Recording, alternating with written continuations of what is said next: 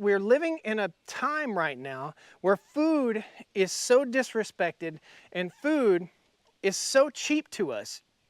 And we have abundant access to food that we can choose our political stance on what we eat, whether it's good for the environment or not. And that is inherently wrong. Oh, guys, check this out. Welcome back to the Stoney Ridge Farm. I just picked some squash here, and today we're going to talk about veganism, and we're going to talk about health, mental health, and what you guys need to understand and what vegans need to understand about what they're doing to our environment versus eating an omnivorous diet.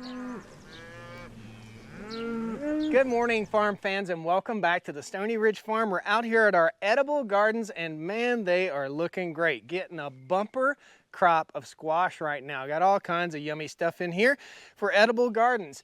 These gardens are fertilized with manure from animals, and that's what we're here to talk about a little bit. So a lot of folks, including some of my family members, have chosen a vegan lifestyle, the vegan diet, and claiming that it makes me feel better, or my numbers on my lab work have really changed for the better, and everything that's associated with veganism, it's all so much better, and cow farts are destroying the earth, or cow burps are destroying the earth, that livestock is destroying the earth, and that animals are destroying the earth, and therefore we need to not eat those animals because they're destroying the earth. Well, what are we going to do? I just need to understand this. So if you're vegan and you're watching this and you're getting triggered, don't worry. It's okay. You don't have to be angry. Maybe you ate too many hot peppers. I don't know what to say. This is not an attack on vegans. This is an attack on veganism.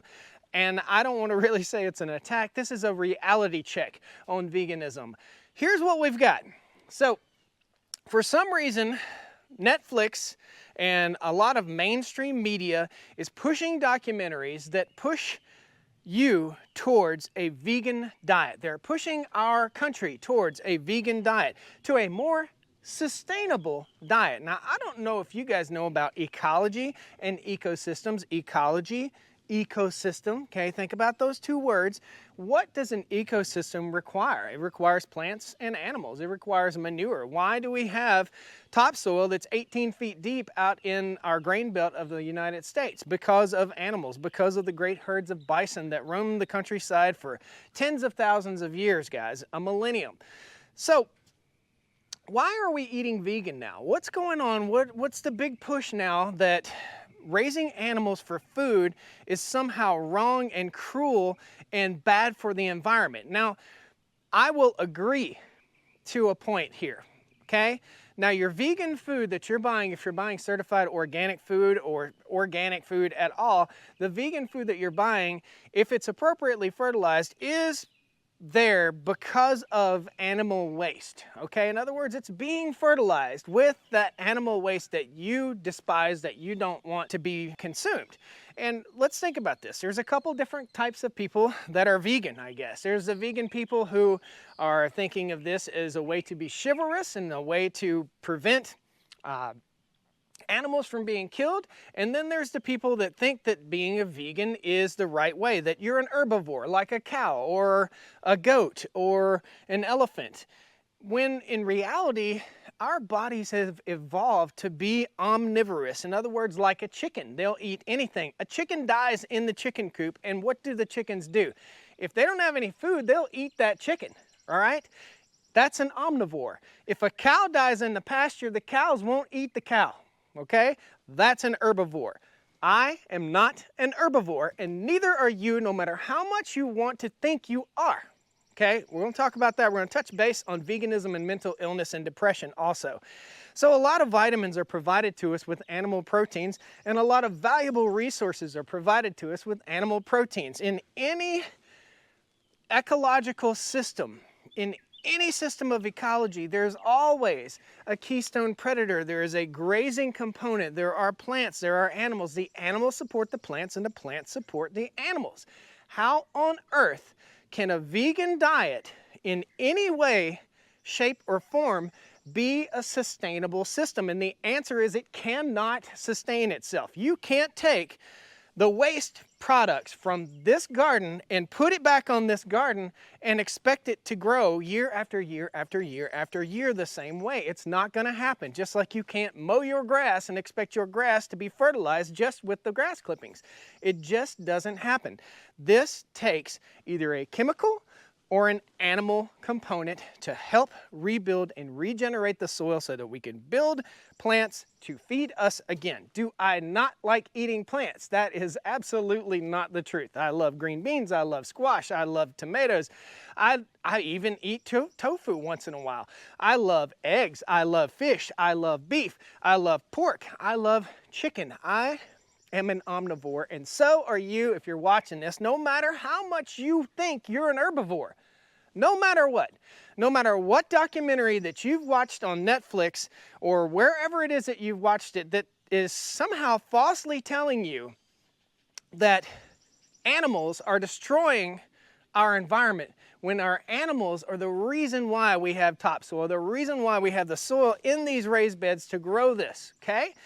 What is wrong, and what I believe is wrong, and what I believe most vegans probably think is wrong, is that animals should not be raised in confinement houses. I do not agree with the raising of hogs in confinement houses. These animals never see the light of day. I do not agree with the raising of chickens in large confinement houses without any sunlight. I know deep down in my heart that we don't need to raise animals like this. I do not agree with the feedlots, okay? Beef, cattle out on feedlots. The typical lifespan for a cow is it's born on a farm just like this, then it's sent off as a young animal at about 400 to 700 pounds to a feedlot where it's stuffed full of GMO grain medications because they're overcrowded, and then it's shoveled out to the average public to consume. The message here is that veganism is in no way a sustainable program. If you look at the dead zone that's in our Gulf of Mexico, you will understand this. Veganism is an intensive farming system, okay? So say we're buying tofu. Well, tofu, soybeans. If you look out through a soybean field, there are no deer, there are no flowers, there are no birds, there are no bugs, there are no weeds. How does this happen? It doesn't happen in nature. Guys, how can we think that what we're doing is conserving nature by doing something that's 1,000,000% unnatural? It is not natural for a monocrop to be out there in a 10,000 acre field. So let me tell you a little bit about where your vegan food comes from, because life is so simple nowadays. 100 years ago, everybody knew it. You went out to the market, there was no supermarket, okay? There was a market. There was a guy you bought your oranges and your apples from. There was a guy you bought your chicken from. There was a guy you bought your beef from. There was a guy or a gal, that you bought your cabbage from. There were different people in a market that you walked through and you picked out the things that you wanted, and they were fresh and they were delicious, and they weren't trucked 2,000 miles or flown from Zimbabwe and dropped into your local grocery store as if you needed to eat strawberries in December, okay? This is my, my spiel to you guys. Folks, we are omnivores, and I know when a vegan hears that, they're like, but we don't need animal protein. We need animals to support a true ecosystem. We don't need a feedlot to give us cheap garbage food. We need our animals to be raised out on pasture. We need our chickens to be raised out on pasture, and we need to take that fertilizer, and when I say pasture, I mean crop fields. I mean, after we raise our soybeans, why not have the cows come in behind them, or the sheep or the goats come in behind them and graze that and put out the butt fertilizer and the urine that's required to feed the land. Instead, we come back in with a sprayer with chemicals and we spray it. So we spray it with fertilizer, we spray it with herbicide, we spray it with glyphosate to kill all the weeds, we spray all this stuff, and now we're coming up and we're monkeying with Mother Nature, and we're coming up with plants that we can spray anything on, like glyphosate. Now, I'm not picking on glyphosate, but it's something I don't want to eat. I don't know if you want to eat it either, but if you're a vegan, you're eating it, okay? That's it. That's all it is to it. And if you're a vegan and you're eating all certified organic, I want you to look it up and see if you can use glyphosate in certified organic. How is it certified organic? How? Where does the nutrient come from in the soil? Where is the source of this nutrient? It ain't from other plants, it's from living things, guys. What I'm saying here, and I have several friends and even family members who have been duped by watching agenda-based documentaries that are saying that animals are out here destroying our atmosphere, destroying our world, is wrong. It is wrong. It is false. It is not real good information, guys. It is false information. What we need to be thinking about is how to utilize our land to better support ecosystems and get away from the monocrop monoculture. Now the convenience factor that comes into our lives here from having access to a grocery store. So you get up and you're 3 minutes from the grocery store. You get up in the morning, you go to work, you punch a clock or whatever it is that you do, you work from home and you go by the grocery store. There's no reason to eat animal protein. You can survive on plant protein. 100% get it. But those plants can't survive without an animal component fertilizing them unless you're using chemicals. Chemicals that are mined, chemicals that are made, and if you're buying into this system, every single one of your tiny little cutesy vegan bites of food are wrapped in plastic. Do you realize how much plastic is floating out there in our oceans? How much plastic is in our creeks? How much plastic is in our soil? How much of this stuff is out there from this cutesy little packaging that we're getting with all of our food? Think about this, guys. Are we, if we're vegan, are we truly supporting the natural ecosystem and the way of our planet? And the answer, I'm gonna let you decide. I want you guys to post a comment down there. Do you think that a vegan person is able to fight off infection as good as a person that consumes an omnivorous diet, meaning plants and animals? We are not herbivores. We've determined that. You know that. You know that. Even if it's your choice, we're living in a time right now where food is so disrespected and food is so cheap to us, and we have abundant access to food that we can choose our political stance on what we eat, whether it's good for the environment or not, and that is inherently wrong. It is wrong. Folks, please let me know. If you're vegan, please post comments down there. Guys, talk amongst yourselves. Do you think that being vegan is the answer? Is that the answer? Are all animals created equally? Or is a chicken domesticated by man to serve him or her as food? Do you think factory farming is right, or would you rather have your food? If you were vegan, would you rather buy vegetables off of a farm that was fertilized with manure, or would you rather buy food that's fertilized with chemicals? I'm telling you, you're buying into a system that's brainwashing you into thinking that you're an herbivore and that food comes in little cheapy plastic containers that fill the landfill. It's an energy-intensive, ecological disaster in the making. Guys, I see this moving forward in 50 years, where food will no longer be enjoyed. It'll just be something that you squeeze out of a tube into your mouth. Ecology will be put aside. Managing wildlife will be put aside. We don't have keystone predators anymore. We're overran with deer on this property here in North Carolina. I'm the keystone predator. You're the keystone predator. We don't have wolves anymore. What feeds plants? Poop. Animal manure is what feeds plants. What stimulates grass growth? Hooves. Hooves stimulate grass growth. Even the saliva from a cow or from any ruminant animal stimulates the growth of new plants, of new growth.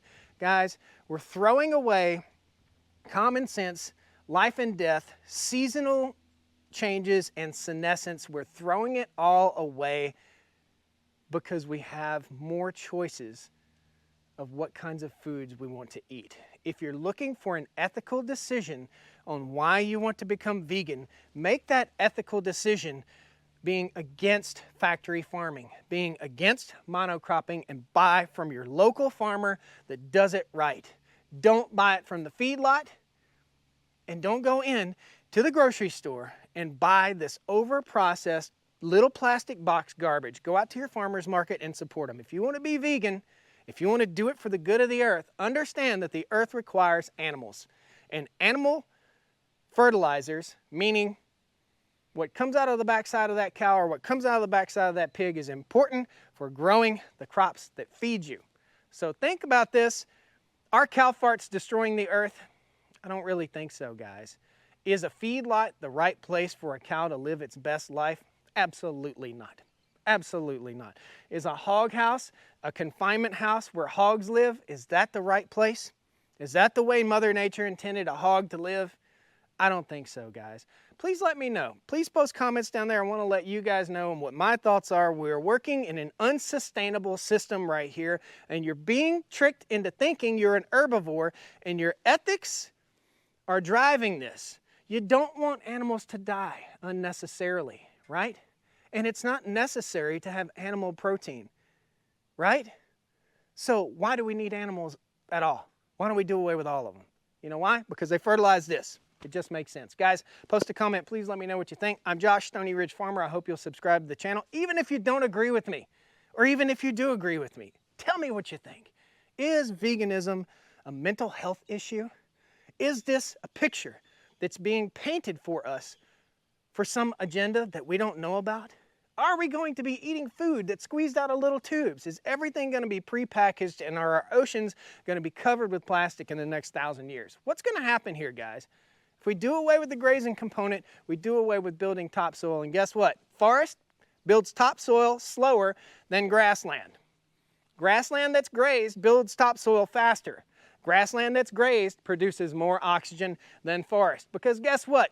The leaves ain't on that tree all winter long, but the grass is green on the ground all year long. Photosynthesis is going on. Not there. Grasslands, where animals are grazed, where the manure comes from to fertilize your crops and feed you. Are we living in a sustainable society when we think that veganism is the right way to go? Everything you're eating, is it pure? Is it real? Is it whole, like those squash I just picked out of there? Or is it processed in a factory? Is it hauled thousands of miles, processed in a factory? We haul in feed to the feedlot.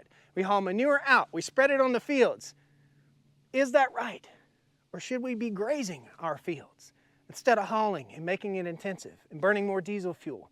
Tell me what you think. Is a vegan diet more sustainable than an omnivorous diet on a farm like this where we grow everything? You tell me. Gone are the days of the family farm. Maybe you should take some responsibility for your food, and maybe you should grow a garden. Maybe you should have a dairy cow. Maybe you should buy 2 acres and raise your own meat. Thank you, guys. Please hit that like button, subscribe to the channel. I'd love to have you back here on the Stoney Ridge. Come on down to the Stoney Ridge, bring your wife and bring your kids.